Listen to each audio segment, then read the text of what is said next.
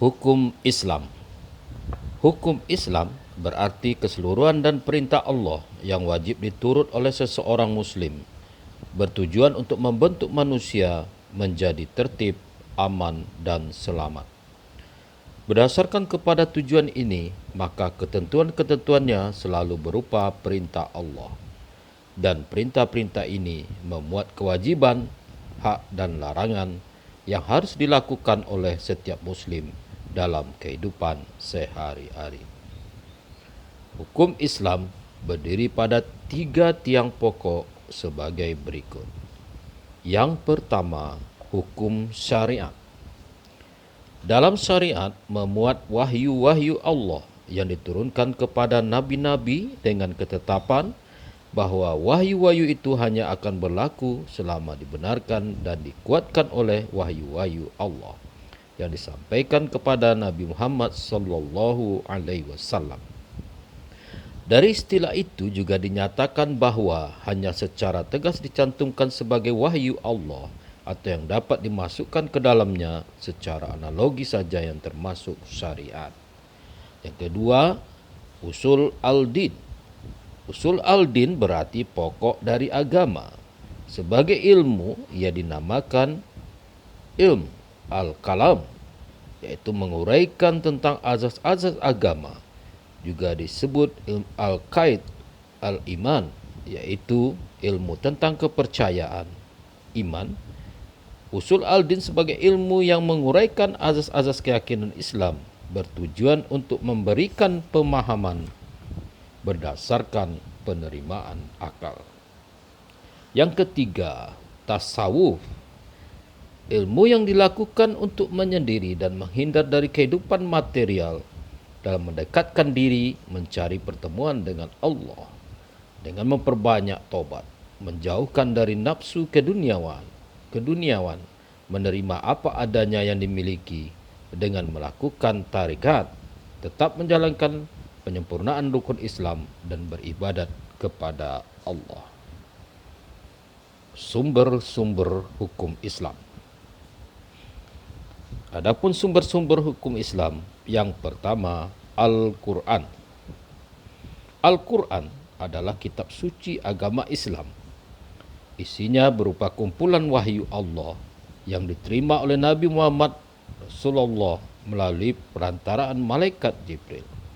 Sebagai azas dan sumber hukum Islam yang utama dan pertama, Quran itu diturunkan Allah Subhanahu wa taala untuk menjadi petunjuk dan pengajaran bagi seluruh umat manusia.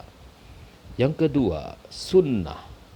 Sunnah adalah cara-cara hidup Nabi Muhammad sallallahu alaihi wasallam sehari-hari. Dan cara-cara hidup ini menyangkut mengenai perkataan sebagai ucapannya. Sunnah al-qaul, disebut juga sunnah al-qauliyah. Dan perbuatannya, sunnah al-fi'il, disebut juga sunnah fi'liyah. Dan dalam diam, sunnah as-sukut, disebut juga sunnah takririyah. Yang ketiga, ijma. Ijma adalah kebulatan pendapat atau konsensus para ulama besar pada suatu masa dalam merumuskan suatu yang baru sebagai hukum Islam. Tolak pangkal perumusannya didasarkan kepada dalil-dalil yang terdapat dalam Quran dan hadis sahih.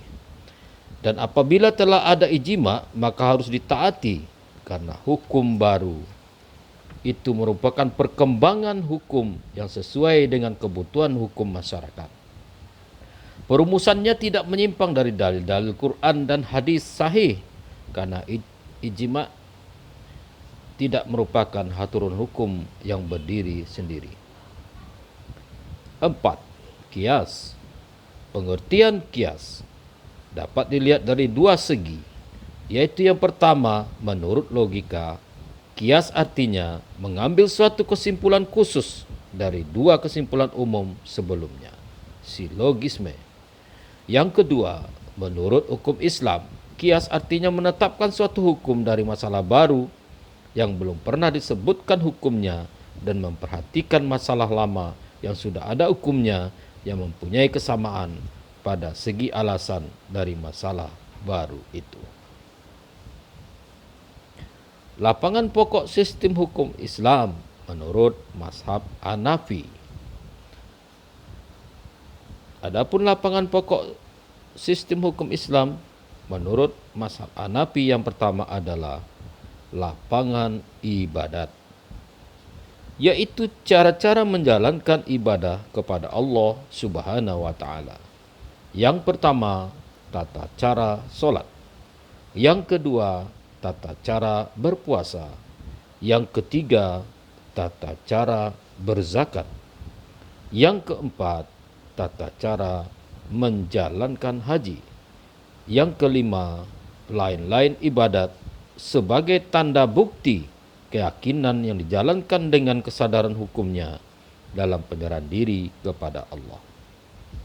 Yang kedua, lapangan muamalat, yaitu tata tertib hukum dan peraturan hubungan antar manusia sesamanya, meliputi bidang jual beli, sewa menyewa, utang piutang, pinjam meminjam, perburuan atau pengupahan, hukum tanah, pembukaan tanah baru, dan hukum hak milik tentang kebendaan, pemberian dan wakaf yang berkaitan dengan perekonomian pada umumnya. Yang ketiga, lapangan munakahat, hukum kekeluargaan dalam hukum nikah perkawinan dan akibat-akibat hukumnya, meliputi syarat-syarat dan rukun-rukun perkawinan, hak dan kewajiban suami istri mengenai pemberian nafkah rumah tangga, pendidikan anak, hak dan tuntutan tentang putusnya perkawinan dan pihak suami istri, dasar-dasar pokok perkawinan, monogami, rasa keadilan dalam perkawinan, poligami, dan hukum waris. Yang keempat, lapangan jinayat, tindak pelanggaran atau penyimpangan dan aturan hukum Islam sebagai tindak pidana kejahatan yang dapat menimbulkan bahaya bagi pribadi, keluarga, masyarakat, dan negara. Lapangan jinayat ini meliputi bidang pelanggaran terhadap hukum Allah dan tindak pidana kejahatan yang pada umumnya memperoleh ancaman hukuman berat, sedang, dan ringan. Yang kelima, lapangan aqdiyah, yaitu peraturan hukum pengadilan, meliputi kesopanan hakim, saksi beberapa hak peradilan, dan cara-cara memerdekakan budak belia pada zaman dulunya tentunya. Yang keenam, lapangan al-khilafah. Yang dimaksud dengan lapangan al-khilafah yaitu mengatur, mengedai kehidupan bernegara, meliputi bentuk dan dasar-dasar pemerintahan, hak dan kewajiban rakyat, kepemimpinan, dan pandangan Islam terhadap pemeluk agama lain. Sekali lagi, lapangan al-khilafah mengatur mengenai kehidupan bernegara, meliputi bentuk dan dasar-dasar pemerintahan, hak dan kewajiban rakyat, kepemimpinan, dan pandangan Islam terhadap pemeluk agama lain. Ya. Itu tadi tentang hukum Islam, ya.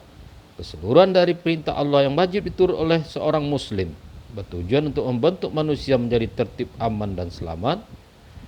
Oleh karena itu, maka berdasarkan tujuan ini, ketentuan-ketentuannya selalu berupa perintah Allah. Dan perintah-perintah ini memuat kewajiban, hak, dan larangan yang harus dilakukan oleh setiap muslim dalam kehidupan sehari-hari.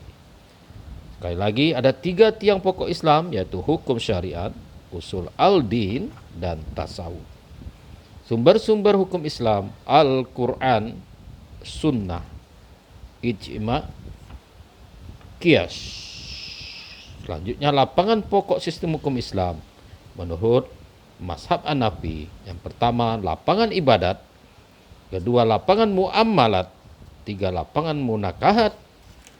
4, lapangan jinayat. 5, lapangan aqdiyah. 6, lapangan al-khilafah. mengatur kehidupan bernegara, bentuk dan dasar-dasar pemerintahan, hak dan kewajiban rakyat, kepemimpinan dan pandangan Islam terhadap pemeluk agama lain. Demikian, semoga bisa dipahami. Dan tentunya setelah mendapatkan materi ini, diharapkan menambah keimanan dan ketakwaannya kepada Allah Subhanahu wa taala. Terima kasih. Sampai jumpa lagi.